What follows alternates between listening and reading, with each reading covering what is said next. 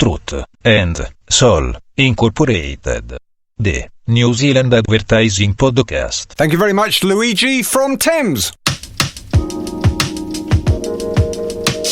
Hello. Now, in this, the sixth podcast from Truth and Soul Incorporated, already the number one podcast in New Zealand, generally recorded on a Friday morning. So thank you to everyone for listening. And in this episode, we talk to celebrated New Zealand artist Dick Frizzell. As well as being one of New Zealand's most famous painters, you'll hopefully be interested to learn that Dick is also an ex-adman. So we talk about his experiences in the advertising world and how what he learnt there helped set him up for a career in art. We also have, interestingly, hopefully, sections on cultural appropriation, exploiting child labour to make ads, and how to sell sausages made from fruit. I also lectured Dick on punctuation. I'm sure he enjoyed that. And Dick also answers questions sent in by podcast listeners, both of them. So listen in to discover the backstory behind his most famous works. And then also please stay listening at the end, as there is a bonus section recorded after I'd pretended to turn the mic off. And so we got Dick at unclothed. No? Anyway, please subscribe to hear new episodes when they come out, and send any favourable comments or questions to paul@truthandsoul.co.nz. Any complaints, send to Shane@Franklin Road. Thank you.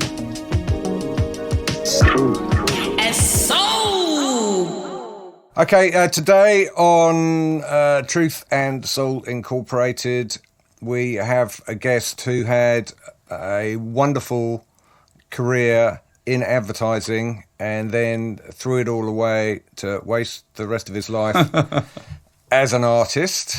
So a lot of you might not know, because you probably know Dick Frizzell as an artist, but he was actually originally...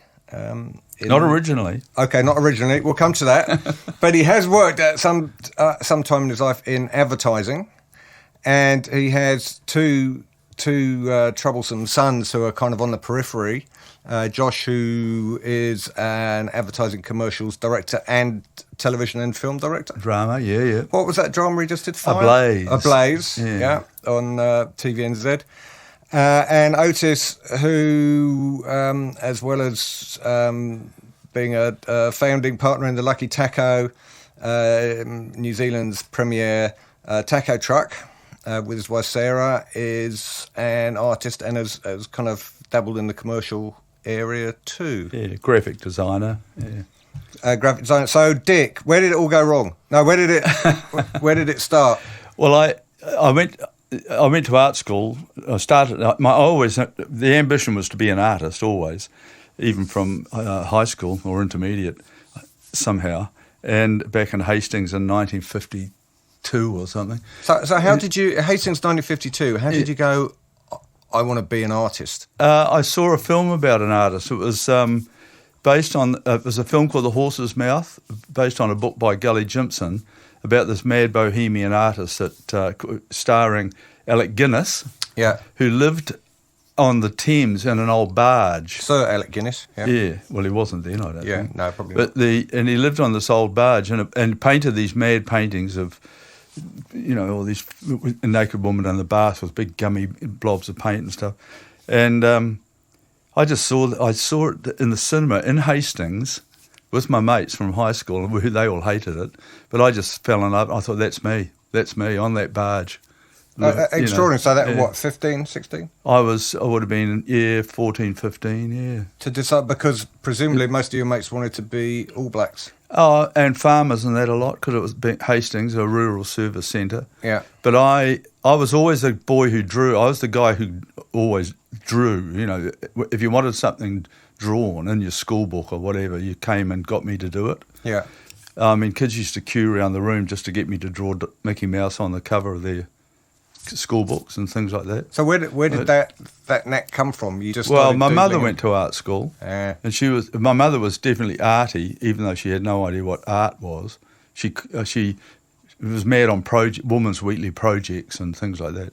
And she loved the grid. She taught me all about the grid, which I'm still a devotee of. And she used to copy Goldie portraits out of magazines and paint them on wooden bowls, and Dad would get them French polished down at the freezing works. And I suppose having that, and the fact that I had this drawing ability. I mean, drawing ability is just like a singing voice. You know what I mean? You've got it, or you haven't. You just got it, or you haven't. Yeah, and I knew it was an unusual ability because when the school teacher asked me to draw on the blackboard for Parents' Day or whatever, I'd be drawing Santa Claus or something, and I'd be thinking, why doesn't the teacher? Because the teacher's meant to be omnipotent, you know. Yeah. And I'm drawing this thinking, well, I've got something. I can do something the teacher can't do, you know. So I was thinking, I wasn't thinking, how could I monetize this at that point in time yet? But I was definitely thinking it was kind of interesting that I had this point of difference over everybody else in the class. In the school, you know, it was amazing. In this tiny primary school, I always got first prize in art. Everyone just sat back and let me walk up and get this first prize in art. No one even thought about it. I came bottom in art and bottom in music at school, which is, and also I was very bad at English at school. Yeah. Turn it. Well, I still came bottom of the class.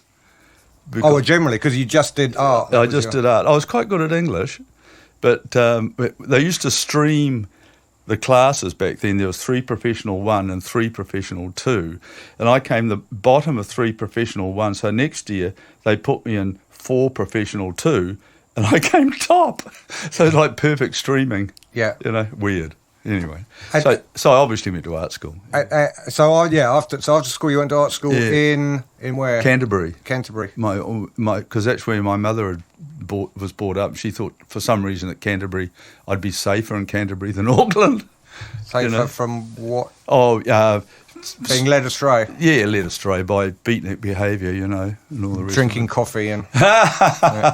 There was no such thing. Oh, there was coffee. Yeah, we had a Dutch coffee bar in Hastings that served espresso coffee back in 1953. Weird.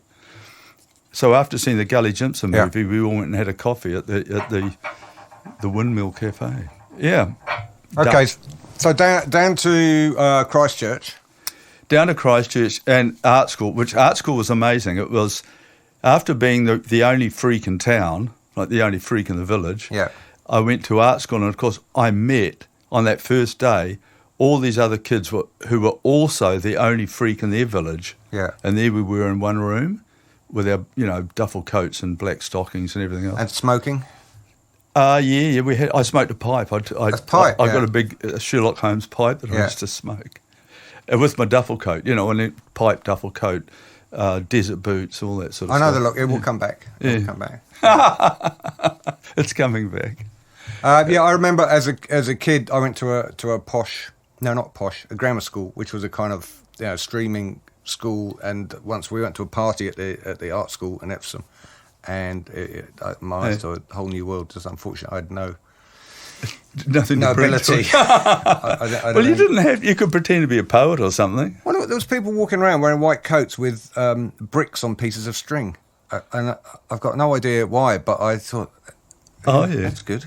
It's never helped me since. So after art school, you thought, advertising.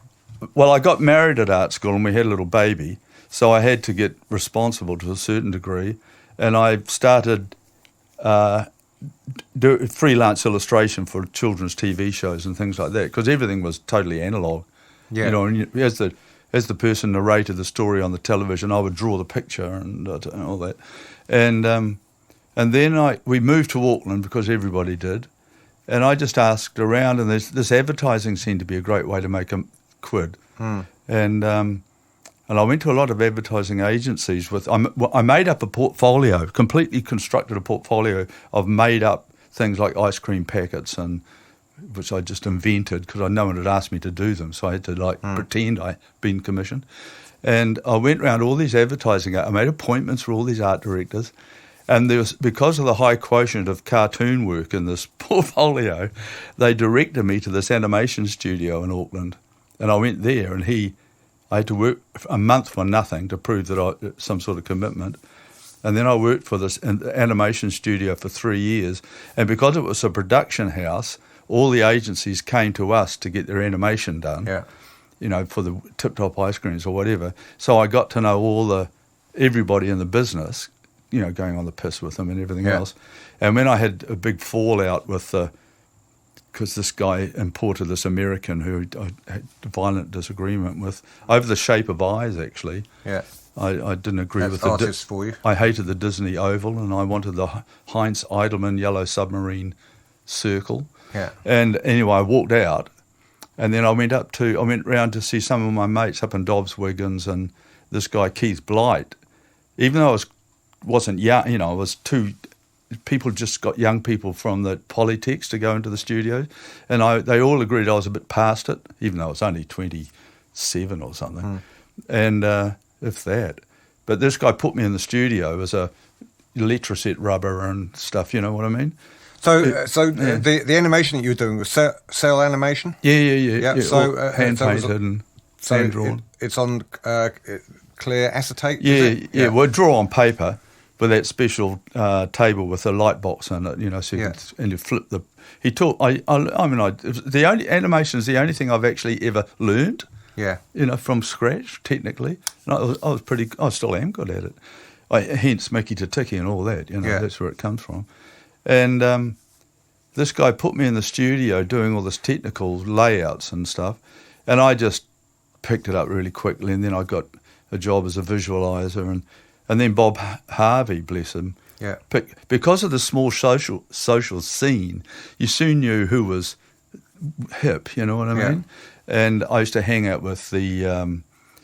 You just obviously hung out with the smart bastards, And Bob Harvey asked me to join his thing, which was what in those days they used to call them hot shops, tiny little agencies with incredible mobility. Yeah. Where all the big agencies like J. Ingalls Wright and Dobbs Wiggins, there were so many suits and layers of responsibility that if Bob got wind of an account going soft, going on the move, we'd just stay up all night and we could do a whole presentation.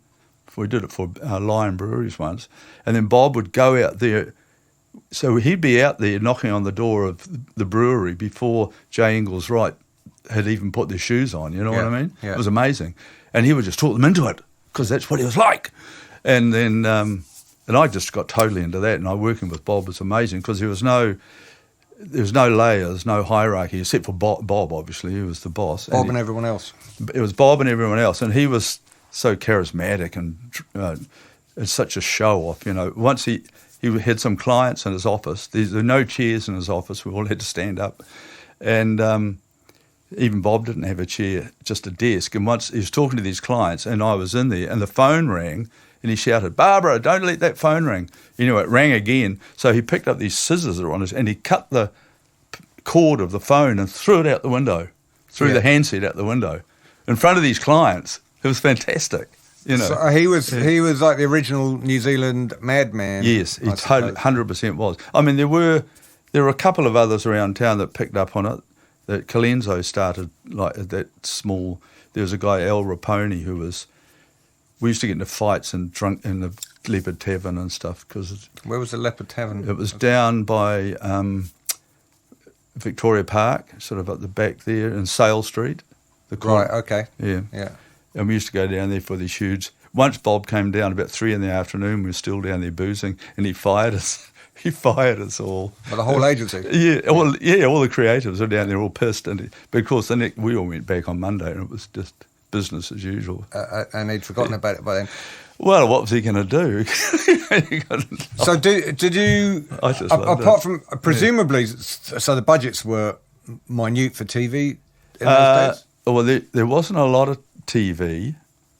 How many was it one channel? Yes. Yeah. In fact, we did all the advertising for the launch of the second channel, as I remember it. Bit of animation, a rainbow coming out of the. This has been the rainbow was in general usage. It wasn't specific. There was a lot of billboards, a lot of newspaper, a lot of point of sale, this sort of stuff. Yeah. I bought this. That's Josh. My God! Okay, so we used to use our children shamelessly in all these things. We'll see if we have the technology to put this on the website. But it's a picture of a young Josh Frizzell, fairly androgynous looking. But it's the famous haircut with a pudding bowl haircut. Bite the one you love. Yeah. Peach sausages, big on taste, big on value, And I think there's an issue with the typography there. I have to say, shouldn't there be a gap between the comma and the... Being an art director, you wouldn't care about the type. Billy Apple would have, but I didn't really care. I wouldn't have even looked at it, to be honest.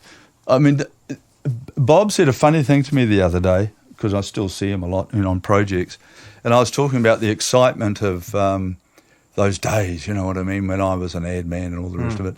And because I felt like an ad man. I mean, I drank like an ad man. And Bob said to me, no, Dick, he said, you were always just a visitor. And I thought, really? Yeah. I was always a slightly weird arty, not really in that space. I was like an artist kind of doing it, pretending to do it or something. And yet I certainly didn't do it cynically or half pie. I mean, I went the full 100 miles an hour at it, you know, and I was good at it. But with a family and young kids, up in Torbay. So there was, and I didn't, to be honest, all those things like the trips to Sydney and, you know, to proof working rushes on movies, I would let Grant Marshall or, you know, the other creative have all that. I was just happy to go back, come into work and go home again. So I was, I didn't like live it totally. Yeah, it's an interesting comment. I mean, I thought I was living it totally. It felt like it. Holy crap! So, how long were you in the industry? About 7 years I was there. And there was an interesting, like we'd have the Christmas party and Jude would get hold of Bob and say, "You're not paying Dick enough. Why, you know, Grant's getting all this money." And Bob would say, "Well, he seems to be happy enough on what I'm paying him, you know." So it's, you'd have to leave. I would leave. I would walk out and I'd go over to Carlton Carruthers, you see, and work for them, and then go around and they'd pay me more to go there.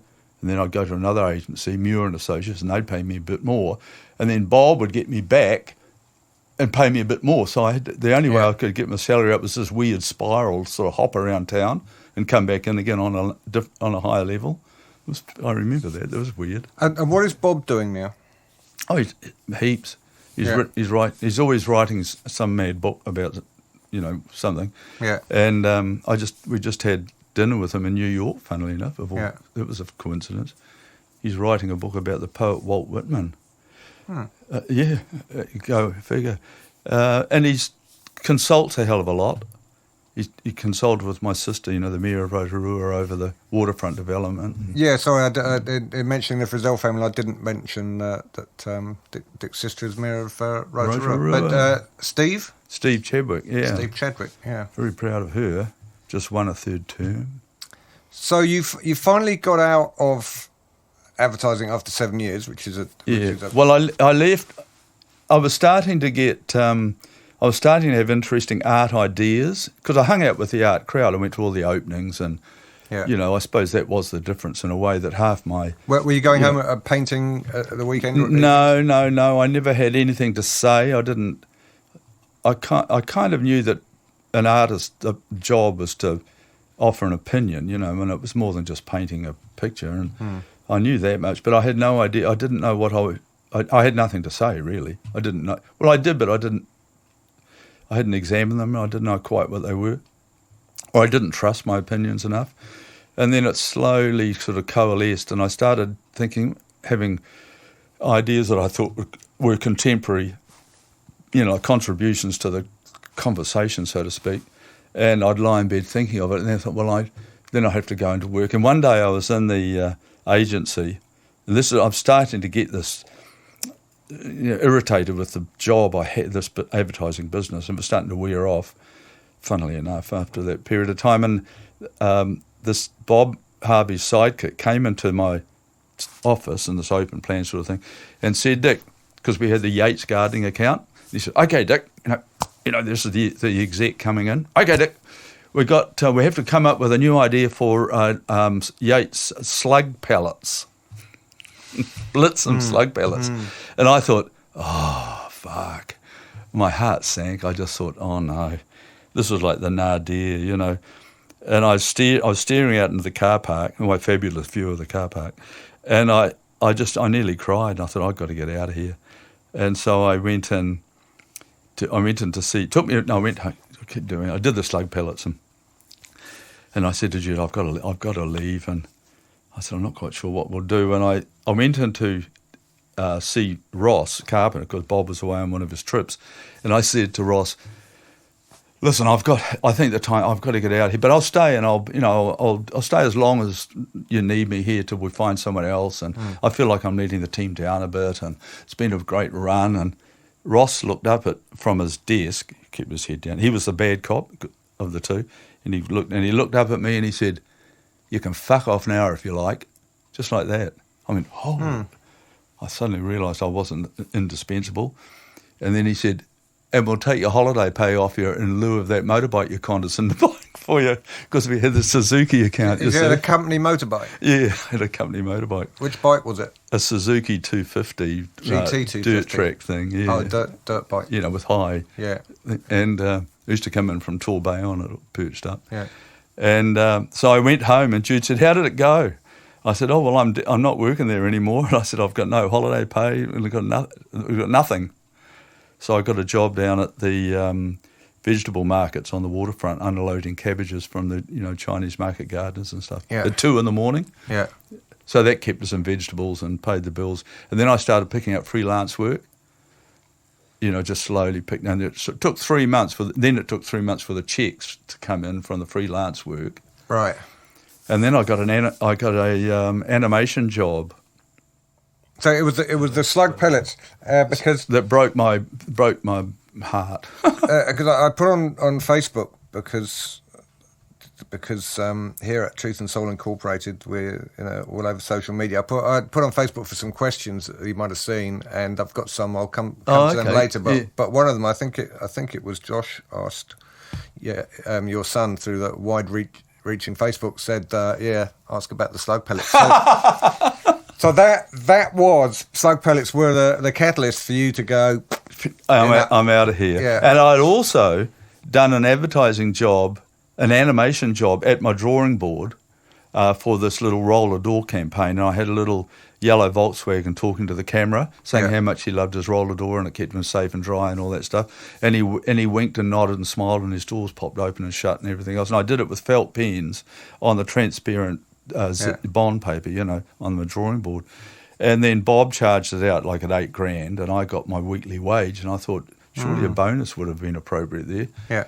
And Bob said, "Well, that's your job. You're just doing what you meant. It's your job. I mean, why?" And I said to Jude, "Jesus Christ, I could have done that at home."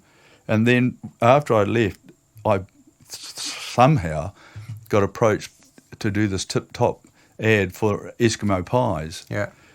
Where the Mrs. Eskimo gets a craving in the night, and does she? Yes, for an Eskimo pie. Ah, right. Yeah, for an Inuit pie, and the husband gets out of bed and puts his muckluck and everything on and goes off to get this pie. But of course, the night is 6 months long, and when he comes back, the baby's like 2 months old or something. Yeah. It's quite a cute story. Yeah. But I animated the whole thing at home and did all the cells and painted, and I had the young babysitter came in and helped colour them in, and I built it out at like $12,000 or something astonishing. Yeah. So Jude and I went for this big holiday in Australia, and I thought, whoa, this is good, So I would do the commercial art during the day and then paint at night, because I didn't, I was at home. I didn't have to do all this commuting, and if the commercial art went a bit flat, I'd paint during the day. Yeah. As long as the babies were, in the way. And you kept the Suzuki. No, I handed it back in, even though he took all that money off it.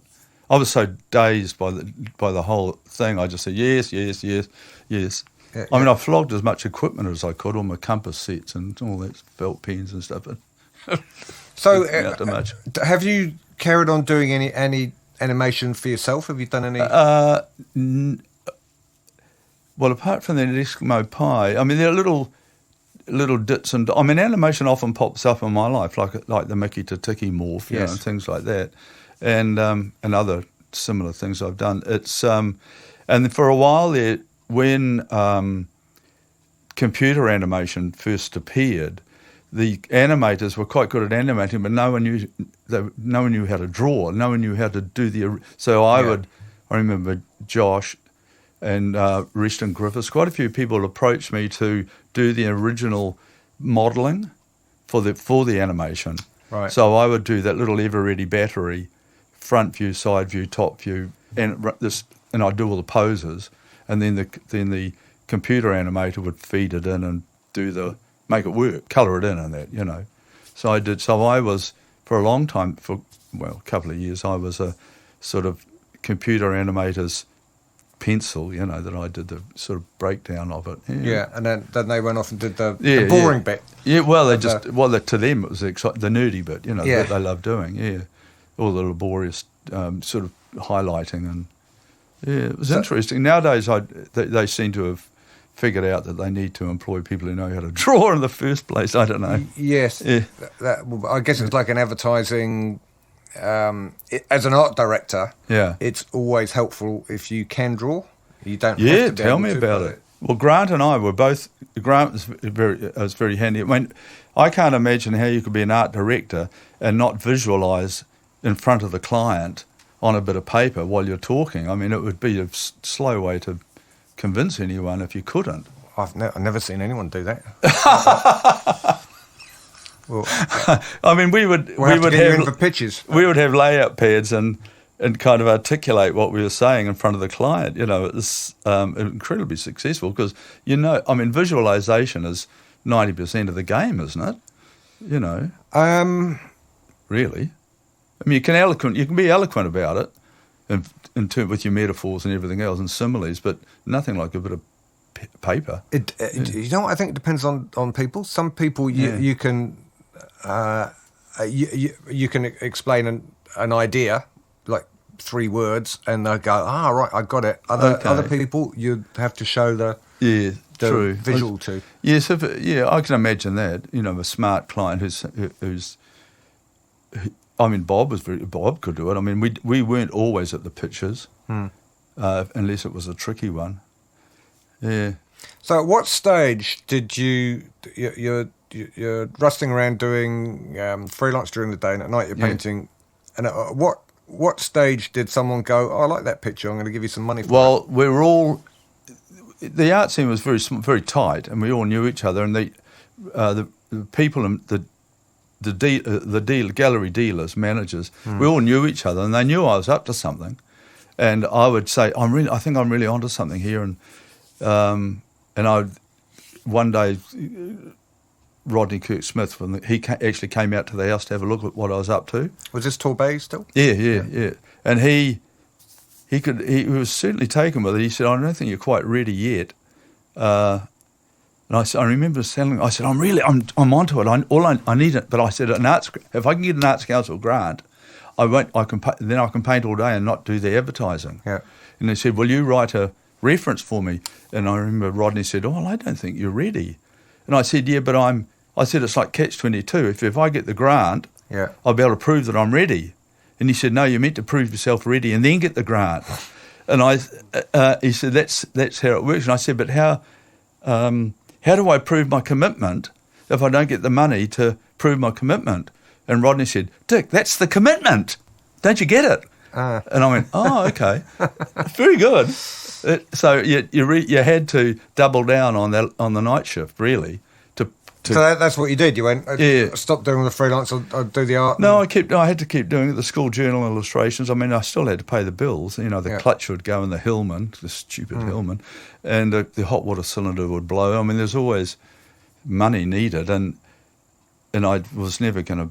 I couldn't be like like Phil Claremont or one of those guys. I wasn't going to make the kids run around in some sort of hippie house of rags while I expressed myself. I've never been like that. So I just, I doubled down. So did you get that? Did you get that grant in the end?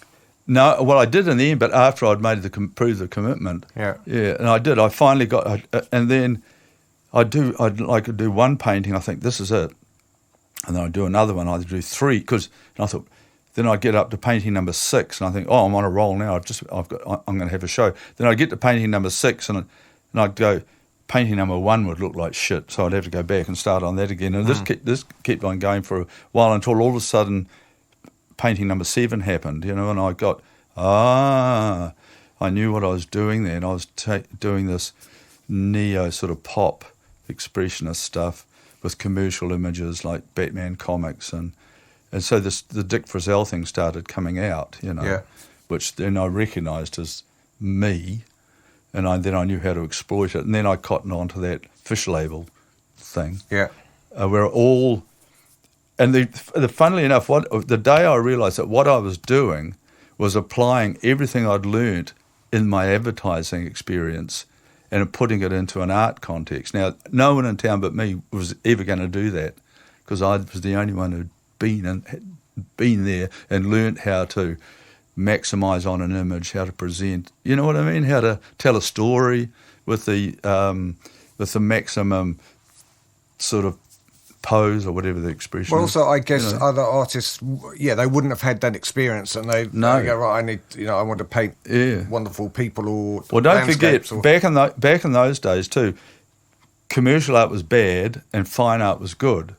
Yeah. And if you were a fine artist, moonlighting with a bit of commercial art, you had to keep it very quiet because it would be a total threat to your intellectual credibility, if you were selling out, doing commercial art, But I was so part of it that instead of pretending I hadn't done it, I took it on board and made it an issue. And when I had an exhibition, my first exhibition, I put posters around town and we printed T-shirts. I told all my DJ mates on How Racky to talk about it in their breakfast shows, and I made it, and I went deliberately full 100% crass on it.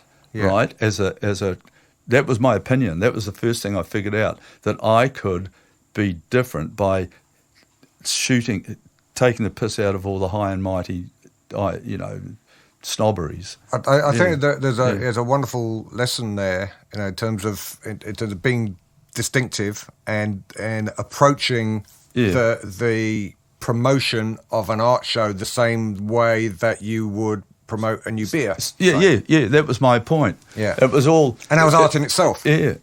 And it was deliberately disruptive. The idea was to get in there and disrupt. I mean, that's how things move forward, you know what I mean? Cubism was disruptive and so on and so forth. And I mean, it sounds... Talking about it sounds almost as if I'm making too much of it, but it was a fact that I did. And then, of course, all my Bob Harvey and all my advertising contacts came to my openings, and they loved this stuff, and they bought it. I mean, I had sell-out shows of this stuff, It was amazing. No one had sell-out shows, I think it's really important with almost anything that we do, particularly in New Zealand. People want things that they have a direct personal connection with. Well, that's true. And if they go, I know Dick, I've worked with Dick. Yeah, for sure. Well, they understood my personality. Yeah. And they also understood...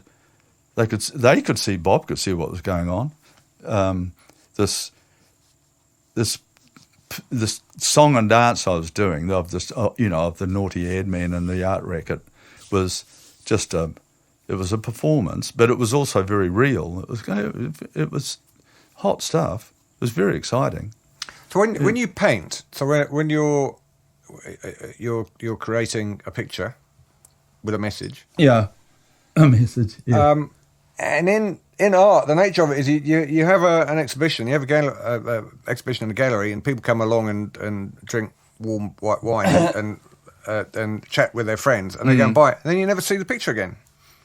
Well, you just go and paint another one, don't you? I mean, that's the point, And you do keep a few, and you do.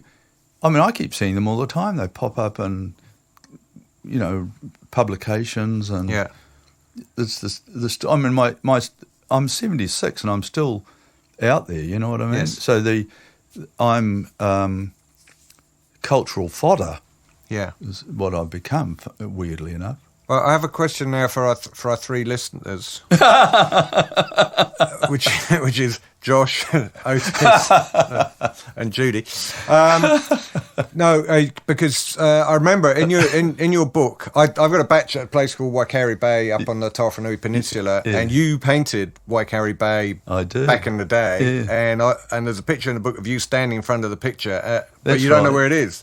I don't know where the painting is, no. And I'd love to have a look at it. So if anyone out there happens to know where Dick's painting of Waikari Bay is, it'll be Well, they're all somewhere, that's for sure. It's just funny when you think about it. They don't come up.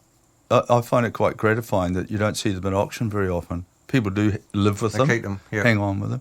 They're not your obvious stocks and shares type stuff, you know. And tell me, when you're when you paint, do you do it to a rigid time, or do you go, right, 9 o'clock, I've got to be in the studio, or do you just? Oh no, I'm very strict about my working habits. You know, I always get to the studio at 9 o'clock, and then there's about an hour of correspondence. Yeah, that counts as painting. Well, it's all part of it's research. Yeah. You know, Yeah. there's a lot of that involved. I mean, sometimes the painting itself is the least of it. You know, there's a lot of travel involved. You know, especially with the landscapes, and then there's a lot of design work I still do. You know, really good commercial jobs that I do. I love the old, the advertising, conceptual stuff. You know, when the clients come to you and say, "I've got this BMW and I want to sell it," it's like, isn't that great? And you think, well, how can we sell this bloody car? You know, it's great. And when I was younger, I used to fuck around with it for hours, and and sort of every idea I had in the book, I'd try and load on this bloody ad, whether it was peanuts or whatever. And I've got to the point now where I know I can almost hear the answer in the question, because it's all about learning to listen, isn't it? When I was young, all I wanted to do was do the thing. I'd half listen to the client. The client was, you assumed they were always stupid, and you had this idea in your head that you'd seen in a magazine. That's Dick's view, not mine. Yeah, yeah, that's right. You had this idea that you'd seen in a magazine, and you couldn't wait for a chance to use this idea. So whatever job came up, whether it was peanuts or Daimlers, you'd just kind of load this idea into this poor old vehicle. But now, you know that every whether it's a glass or a couch, they all have different demands. Yes. In terms of how you're going to present them or sell them. And now I just cut straight to the chase. I can. Once upon a time, we used to pretend it took us a month to think of the idea to justify the fee. But now I can give them I can give them the answer the next day. You know. Yeah. Well, that's the other thing I was going to talk about, the time in that. So I write. That's my thing. And sometimes I'll sit down to write, and it's like wading through porridge. True. And other times, next thing you know, 3 hours have passed, and you've written 3,000 words, and you don't know where it came from. Do you find that as a? Yeah. Well, I write a lot. I'm writing a book at the moment. You know. I've written it. I'm editing it, trying to get my commas, trying to get the comma spaces sorted out. Funnily enough, I didn't even know that you were meant to the comma followed the word and then there was a space. I used to just stick them in the middle somewhere. I can't. I've just creative directed I know. your ad. That's what I mean. Years ago. I know. I think that's really funny because I've only just learnt that about a month ago. It took me a while to pick up on it. You know. So you best let me have a look at your book. What's the book about? Is it? It's called Me According to the History of Art. So I've tried to explain myself through my influences and loves and that, you know. So autobiographical. Yes. Not in a I was born in Hastings sort of way, but in a it's like the A to Z of me. You know, why do I think like I do, and how did these ideas form? Because I got fascinated. It started out to be a book on my teaching techniques and my philosophy and all the rest of it. Then I got fascinated with why do we think like we think? What formed us? You know, apart from the native talent stuff. I mean, the behavioural stuff. Where did that come from? You know, so I went back to art school and looked at my formative years and how I learnt to trust my own opinions. Yes. And that my idea, my what I perceived to be as totally banal ideas were actually quite original. So did that come quite slowly to you? Very slowly. To trust your own ideas. Yeah, it did. When I was younger, I assumed because everyone more or less is the same, you know what I mean? 2 eyes up here and a mouth and everything. I thought that the inside of people was similar, so it never occurred to me that my ideas could be different than anyone else's. It took me a long time to figure that out. Until I'd say something, people would be talking, I'd go, I don't think that's right. And I think, you know, if I don't think that's right, what do I actually think is right? And then I thought, well, that's funny. What do I think and why do I think it? Yeah, exactly. Which is a huge problem now in the world, in that we seem to be losing shades of grey. We seem to be losing shades. It's black and white. It's completely right or it's completely wrong. That's right. And I've always been down the sort of somewhere in the middle. I can see the right over here. I can see that the Tories have some good ideas, and the Labor has some good ideas, and Labor has some stupid ideas, and Tories have quite a lot of stupid ideas. Yeah. And I'm a bit weighted. So I don't, and of course, I've always believed that to be a commentator, if you're as a writer or an artist, if you're going to be any use, you can't have this kind of rigid moral or hierarchical thing of good and bad. You have to be able to look at all as in the same, you know, just look at it as one body of evidence, and you know what I mean? So I don't have this thing that nature's better than the city or anything like that. I mean, a lamppost going into the pavement is just as interesting to me as a tree growing out of the ground, you know. I think we had this on another podcast we were talking about what's better, a fish or a rainbow? Or a bus, double-decker bus. I mean, you know, it just depends on how the light's shining on it, you know. And what you want to do at that moment. Exactly. Whether you want to eat, whether you want to feel good about life or get to work. That's right. I know. This is exactly the point, you know. And you can't pick up the necessary zeitgeist if you're carrying a load of prejudiced ideas in your head. Yeah. You know, a friend of mine used to call me a flexible bigot, which I thought was funny. That's a good description. I think we'll have that for the podcast. Dick Frizzell, flexible bigot. That would be a good title for your book. Yeah. I think. Well, it's actually called Me According to the History of Art. But my next book could be called that. My next book's about creativity, actually, because I'm fascinated about the myths and everything that follow creativity around, you know. Well, I can imagine that would be of much use to advertising types, because creativity is something that we struggle with day to day. Well, now, notions of it, yeah. Now, through your art, would you say that you have been deliberately provocative? No, not deliberately. I haven't sat at home thinking, how can I be provocative? Yeah. It's all grown out of something I've seen that stirs me, that like that whole Tiki business. Yeah. I didn't sit down and decide to take the piss out of the Tiki, and you know. Just for our listeners in foreign climes, South Island, Australia, the Mickey Tiki is one of Dick's most famous pieces, in which Mickey Mouse is transformed through a kind of animation style on one side of the picture to Tiki on the other side, and it was almost you could get sued by both sides. Get sued by Disney because they're using Mickey Mouse, and get sued by maybe Maori elements for having Tiki. Sued by Disney and eaten alive by the other end. Yeah. There was that came after that Tiki show, but I got very irritated by the strange assumption or the bluff on behalf of Maori, who would definitely had to resort to things like bluffing and that because they were quite powerless in any real sense. Yeah. And I respect that. But when they started this idea that the culture could only go one way, you know, that Ralph Hotary could paint like Mark Rothko, but I wasn't allowed to paint like, I wasn't allowed to use Maori art forms in my painting. Yeah. And I said, well, that just didn't strike me as healthy, you know.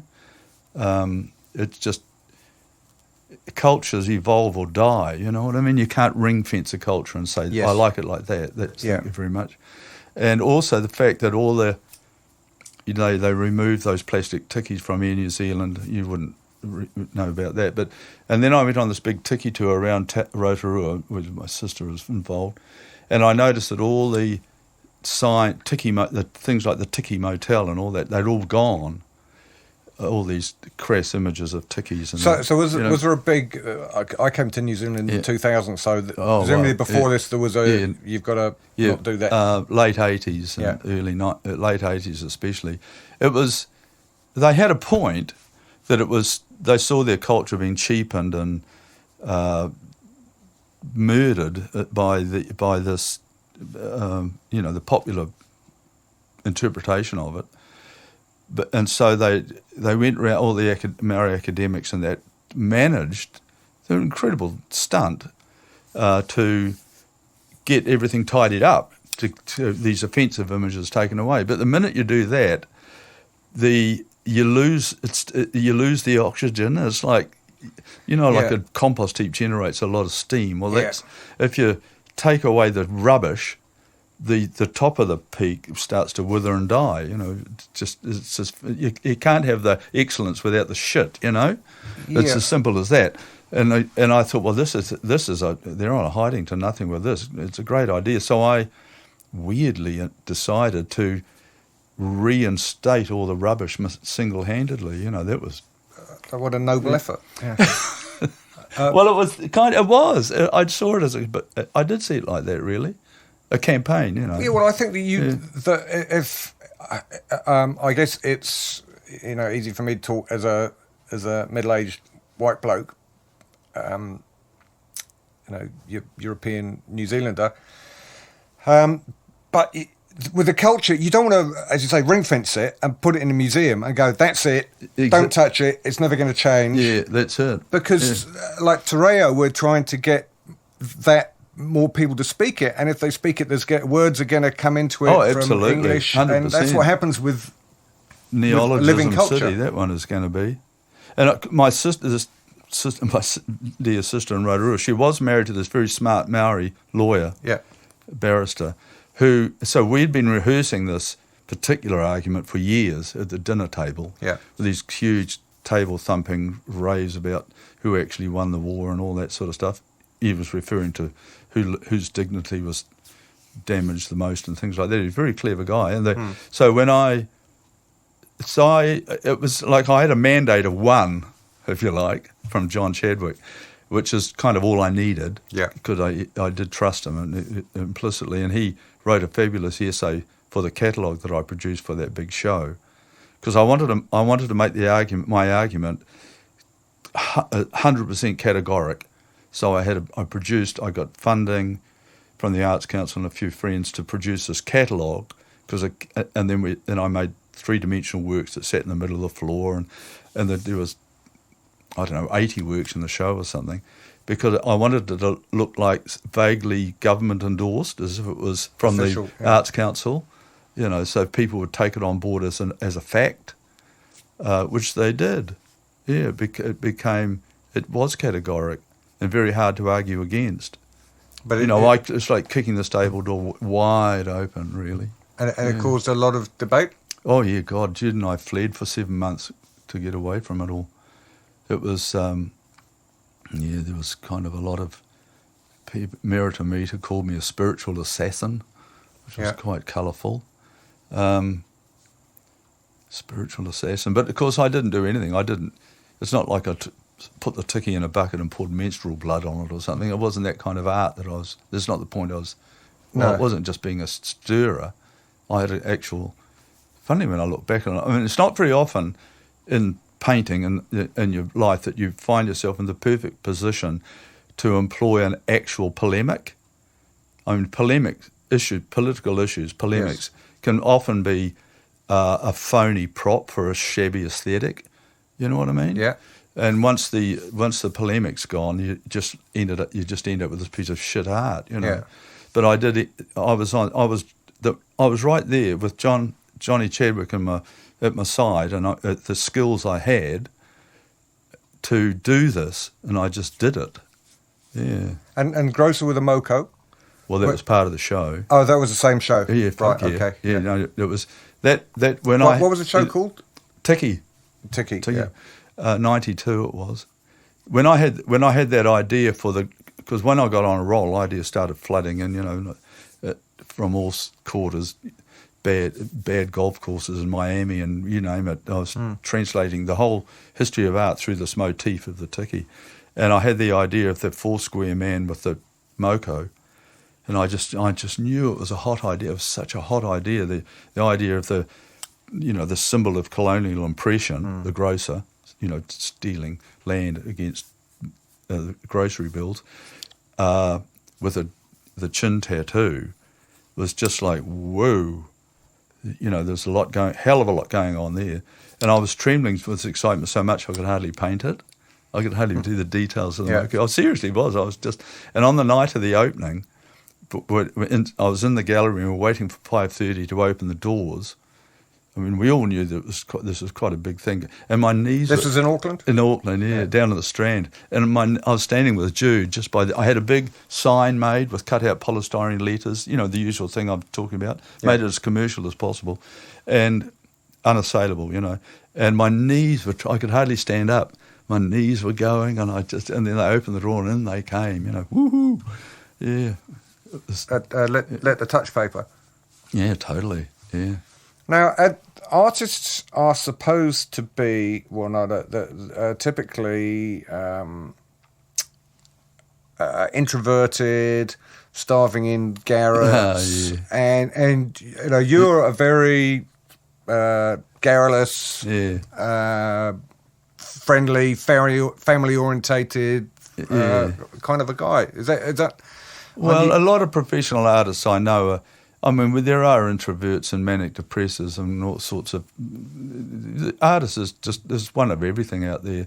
But the idea of the genius and the garret and that is kind of just totally over, If you've got anything to say, people pick up on it damn quick these days, You could be a young graduate from Manukau with a little exhibition somewhere, but if it's got something there, it won't take long before it's noticed, picked up, and you'll travel through the system and rise to the top. And there's no unrecognised genius out there. It doesn't work like that anymore. So in terms of painting, you've moved. Your style has moved quite a lot, and you're now doing a lot of landscapes. You spent in Central Otago. You were on a residency. Residency, that's the word. Yeah. Well, the landscapes. Well, they're another funny story too, because this is pre-Tiki. That's right. And I was doing that pop thing I was talking about, and I had. And that kept me going for about 7 exhibitions, that kind of look. Then I had the Dancing Chicken tour from America and everything else. And then all of a sudden this is the funny bit, what I thought were a sequence of ideas, one show seeding the next show. Yeah. Oh, next time I'll do this, next time. I suddenly realised that it was actually just one idea in 7 different iterations. And then the 7th show was the culmination of that one idea, and I didn't know that until nothing happened in my head, and I was thinking, oh God, because by then I'd done this wonderful thing that I dreamed of. I'd become an artist. Yeah, the dream had come true, but then I was like nothing. I thought, wow, God Almighty, what am I going to do? I couldn't think of any. I had nothing going on in my head at all, and. But I'd illustrated that book, the poet Dennis Glover's book about the magpies. So I'd been researching landscapes to make the book look legit. And I suddenly had this brilliant idea. It was the best idea I've ever had in my life. And I thought, well, instead of being a non-artist, which looked very much like I was heading for, because you do have to paint something, you know what I mean, if you want to be a painter. I thought, well, instead of being a non-artist, I'll be a bad artist. I'll be like your Peter McIntyres and that drive around New Zealand with a caravan and do these fruity paintings of the Kawarau Gorge, and just like I'd been doing for this children's book, the Magpie book. So I got some of the references from the Magpie book, and I just painted a little painting like that without any magpies in it, just a tree and a road, and to practice being a bad artist. It's quite deliberate, and I thought, oh, there might be a bit of a career in this. I could show them in vineyards and stuff, And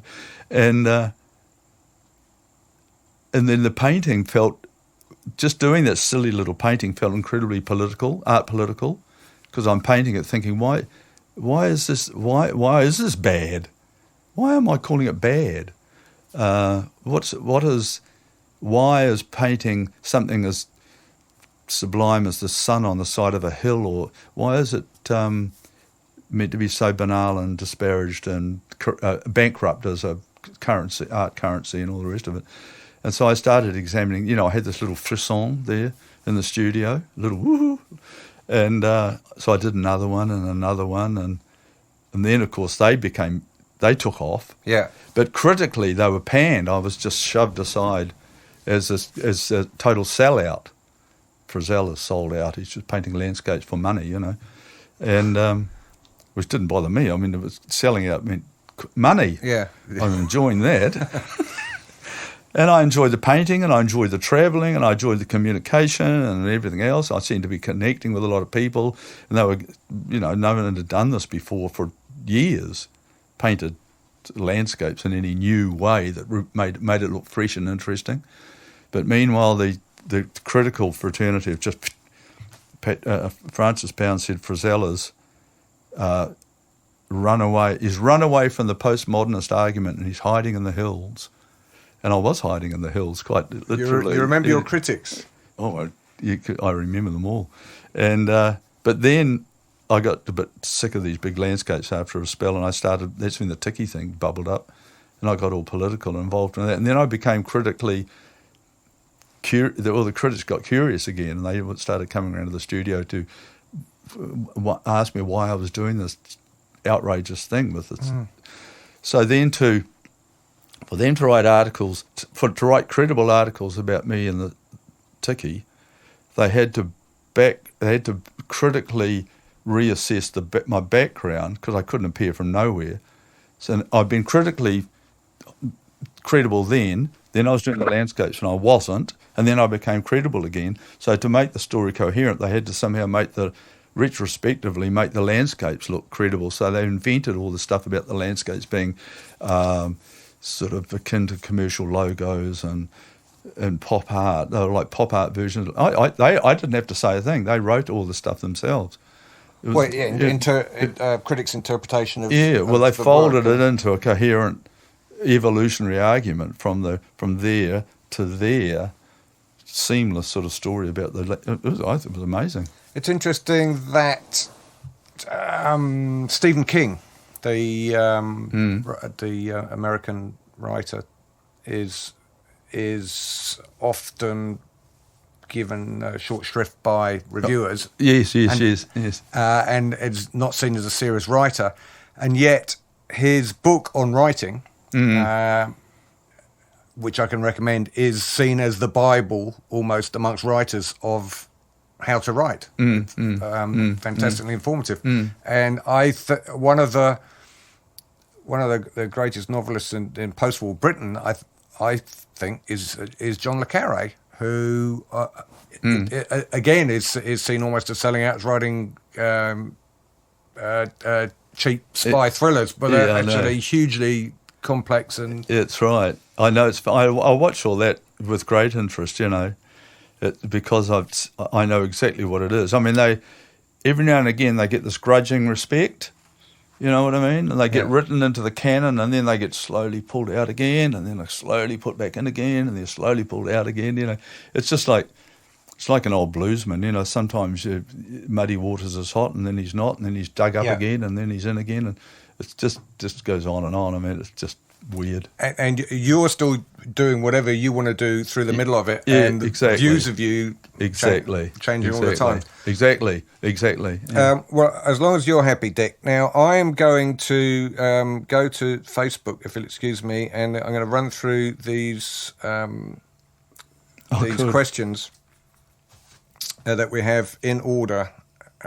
So I said to my Facebook friends, whoever they are, ex-adman Dick Frizzell has foolishly agreed to come for a podcast. Let me know if there's anything you'd like to ask him. Before replying, please bear in mind, number one, that he will probably read this post, which he did, and number two, that I don't like being punched. And the first response to that post was from somebody called Dick Frizzell, who said, "Thank God you'd reminded me, so you'd forgotten about it already." So, first question from someone who you might be familiar with. Otis Frizzell wants to know, what's his favourite colour? That's a joke, that's a family joke. Okay. Because kids ask me that. Kids doing me at high school, they say, "Dear Mr. Frizzell, I'm doing you at school." I love that, doing you at school. Right. And what's your, they send me a list of questions, and one of them is always like, I always say warm grey. Warm grey. Okay. Now we got an answer to that. David McGregor wants to know how. How? Yeah. Oh God. Well, I think get an idea first. we've answered. Mick Stalker asked about the slug pellets. I think we covered that. Awesome. Abe Dew, who's a strategic planner in advertising, says, when you're creating art for your own gratification, you are in effect your own client. In what ways have you learned to cope with the lack of clarity and unreasonableness of your own demands? Well, yes, I know. All my bullshit is mine, though. And I tell you one thing I have learned, that sometimes a bad idea is the shortest route to a good one. I know that, yeah. Which means starting, right? Just do something. Exactly, yeah. And a job worth doing is worth doing badly. That's the point. Right, yes. okay. Yeah. Okay, I think that again could be the slogan for the podcast. Yeah. Now, one of our listeners from the UK, who appears to be my sister, Awesome. wants to know, how profitable is moonlighting as the big yin? Which to those less culturally aware, that's Billy Connolly, who Dick is vaguely familiar with. Yeah, he's taller than me. And he's less understandable. Peter Lachlan wants to know, what was the deciding factor in choosing the creative arts as a career? When, why, and how did the whole story evolve? I think, Peter, that's answered through the previous hour of the podcast. I think so. Yeah. Hopefully, George Shepherd, who is our furthest flung listener. George is from Scotland. Far out. Andy Warhol famously said he preferred being an ad man to an artist because as an ad man he always got a brief, so he knew which direction to go in. Would Dick agree with this? Well, I write my own brief, which is my way of doing it. Yeah, it's very similar. I do love being asked. I do love people coming around and telling me what to do. I think that's fun. Do you? Yeah. Oh, you don't send them off with a flea in the ear? No, I'd say, what do you want me to do? Tell me what... It's very hard to get them to tell you exactly what they want. Yeah. Because most people are a bit coy about opening up. And so I said, you just have to give me more information. What do you want? And I'll make it happen for you. Yeah. I'm not going to express myself at your expense. This is different. Yeah. Yeah. Do you know my favourite saying? Fine art, my painting is for me and the commercial art is for everyone else. Right. That's a cracker, isn't it? Okay. Because, this is, you can paint. If you painted and no one saw the picture, apart from you, and it hung in your bedroom, would you be quite happy with that? Or do you feel that in order to get a degree of satisfaction from it, you need other people to look at it too? Oh, well, I'd paint two. Oh, okay. One to put it... No, it's just silly. I just paint away. I do... I painted that little... I put it on Facebook the other day. I've painted a nice little Picasso, still copied it, recreated it to scale with the bits of sand and the corrections. And Jude came in and said, "Oh, I think you're going to have to give me that one for my birthday," So there you go. Oh, okay. That's not bad. That's an advantage of being married to Dick, I guess. And then I've got a question from Joshua Frizzell, who says, ask him about his awesome kids.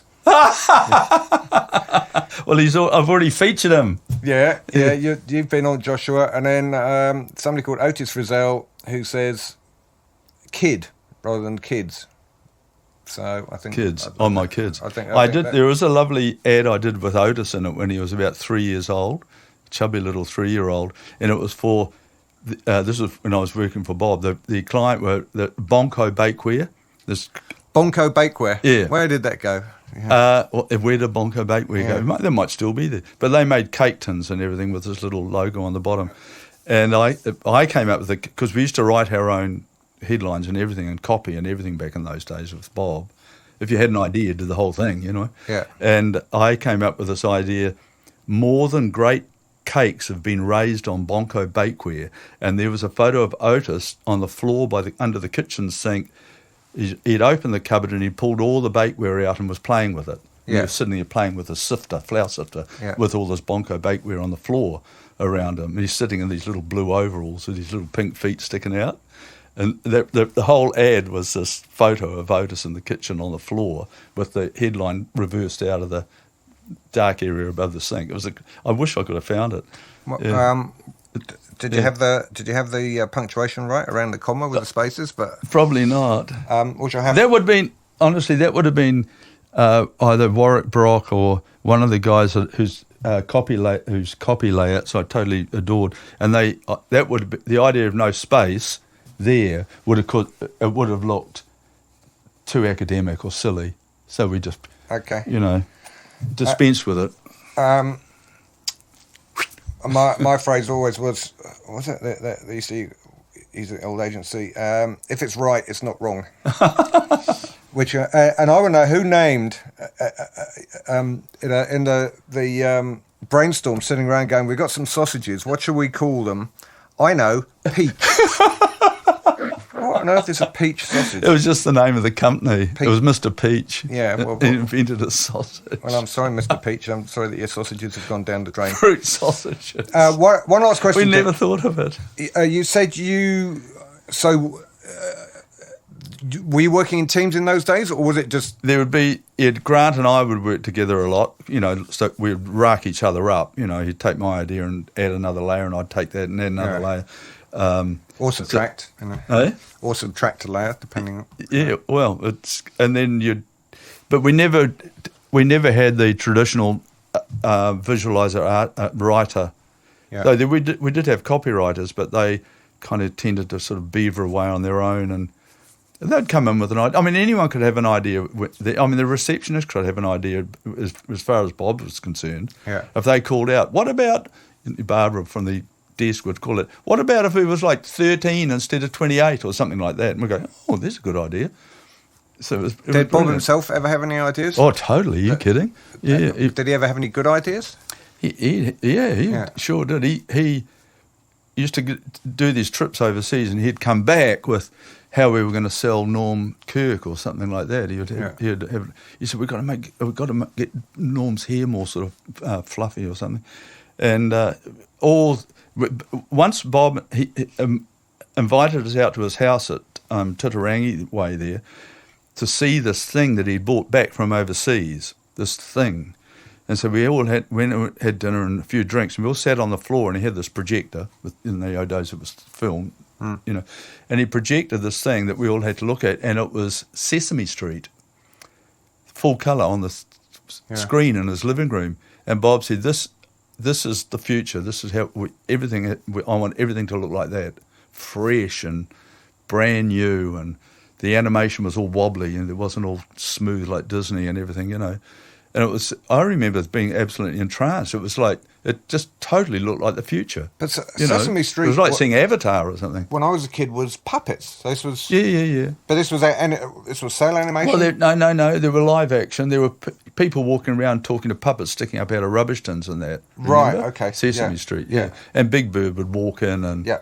But then there'd be a short animated sequence with Count Dracula and the vampire that counted numbers and stuff, and so immediately we saw that we started doing Sesame Street animation, and because in those days you could do it because the internet wasn't there. Whereas now it's very difficult. It's so difficult to plagiarise anymore. Yeah. Well, you don't know what's coming first, do you? It's just you just do it. I mean, I survive by just responding entirely to my own enthusiasms now. I don't have to sort of see anything to turn me on. Well, I was thinking, it helps. In a paper today, I think it was in the paper, the online edition of The Guardian, I think, a Portuguese McDonald's brought out a new Sunday. Yeah. And the advertising for the Sunday was, because it was at the time with Halloween, Sunday Bloody Sunday. Oh, yes. Which in years gone past, no one would have thought a thing about, because the Portuguese would go around, oh, whatever. Yeah. And now, of course, because of the internet, there's a shitstorm going down at McDonald's in Portugal because they're too soon. using the far out. Well, I can relate to that. I mean, that's a bit Portuguese, isn't it? Really. Yeah. And on that note, to be honest.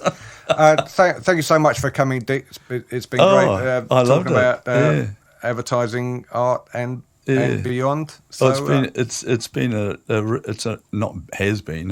an exciting life. Yeah. Well, I look forward to seeing the next chapter. Cheers, Dick. Every art student should do a year in advertising after the minute they graduate.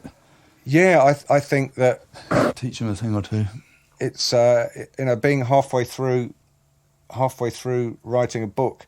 I started to do this in, when I was about 27, 28, when I left the Bahamas, and it would have been absolute shit. Yeah. But 30 years of advertising in the middle has given me something to write about. And it's an incredible area of human endeavour, isn't it? The selling and the communicating. I mean, the communicating of ideas, which is entirely what it's about. Quite apart from literature and philosophy and the rest of it, everything, all that is in there. Yes, in the advertising business, and if you don't know that, you're not of no use to anybody. Well, you think that it's a mixture of psychology, of art and writing and propaganda and that's right, manipulation. Yet without it, commerce struggles. Yeah, completely. Yeah. Well, it's the gossip of communication and everything. No, it taught me so much about the very practical and pragmatic approach to creativity. That's what art. The art thing, the notion of creativity was such an airy-fairy kind of construct that no one really knew how to define. And when I got into advertising, all of a sudden creativity became a thing you had to lasso it and bloody, you know what I mean? You had to find it. Yeah, it wasn't something out there. No, the book that's already going around in my head at the moment is this thing about creativity, and I'm calling it's the starting that stops most people, because that's as a writer, you know exactly what that is. Blank page. If you sit there at the blank page waiting for the first sentence to appear, you could sit there for weeks. But if you just write anything, like a bad idea, you're writing. You know what I mean? Absolutely. Yeah.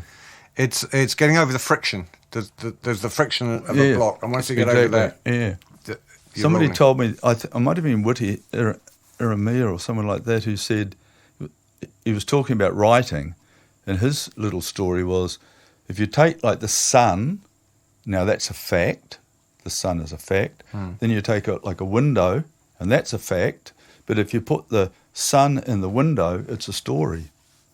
Because where's the window? Is it the evening sun or the morning sun? You know what I mean? And then you start saying, if you start describing where the window is, if it's a bedroom, is there anyone in the bed? And you know what I mean? And all of a sudden you're writing. It's fantastic. And the fascinating bit I find is when you don't know where it's going. Oh, absolutely. You're writing this stuff and you're going, where did that come from? Exactly. I know. Synapses it happens all the time.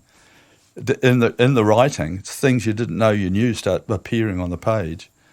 And you think, ooh, well, that's fantastic.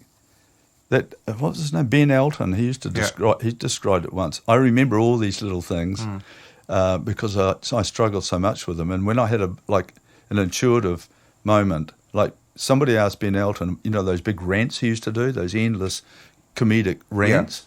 Stand up rants. Yeah. And somebody said to him, "Do you write all that?" And he said, "Well, I do." He said, "I write. I just write and write and write and write, and then I practice and practice and practice. Then I get on stage, and in the middle of it, a whole new thing will just come down from God and just appear in my head because He's ready." Yes. He's written Yeah. He's written the giant mattress that's ready to catch the thing that just appears from nowhere. And isn't that beautiful? It's like a basket you've written, you know. Pew. Well, yes, it's the preparation. If you know how to do something well, you can improvise past it. But improvising without having the basket, without having the foundation, doesn't. I call it another sad day at summer school. Another sad day at summer school. Yeah, thinking you can be creative without the preparation. You know? Yes. Yeah. You know what I mean? Yeah. All those bits. I used to, in those art schools at Tuscany that Jude and I used to do, I wrote this sign that I blue taped to the wall of the loggia behind my head. I figured this out quite quickly. And the sign says, "You're not allowed to be creative." Yeah. And then and they're all sitting in front of me waiting to be creative, you know. And I'd say, well, and they'd say, "What do you mean by that?" And I said, "Well, if I let you guys go on your own to be creative, you're just going to fuck it up. I know, I've seen it every time. You have to listen to me and you have to do all this dumb shit that I'm going to tell you. And then with any luck, you might get creative." Ooh.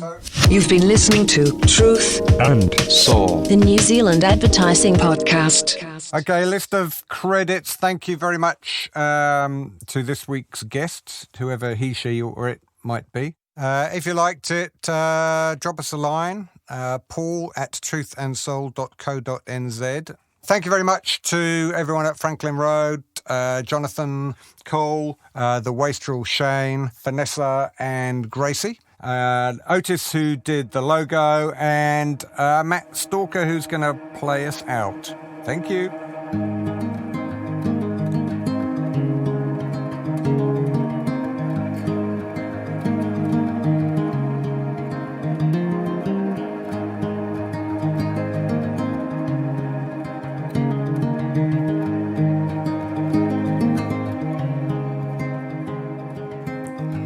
On the farewell drive, we found 100 ways that our hands fit together.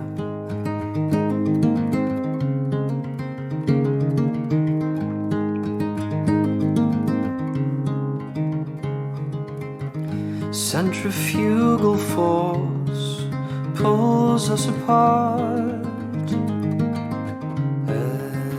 as we spin.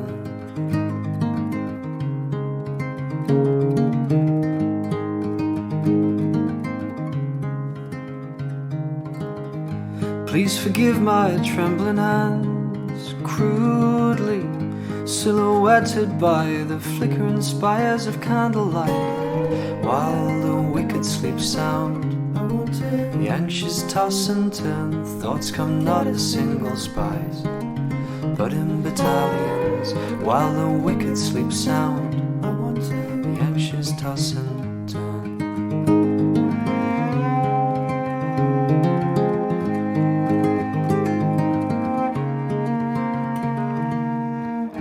And it's at times like these that we understand our Father's fascination with dendrology. The family tree is losing its leaves.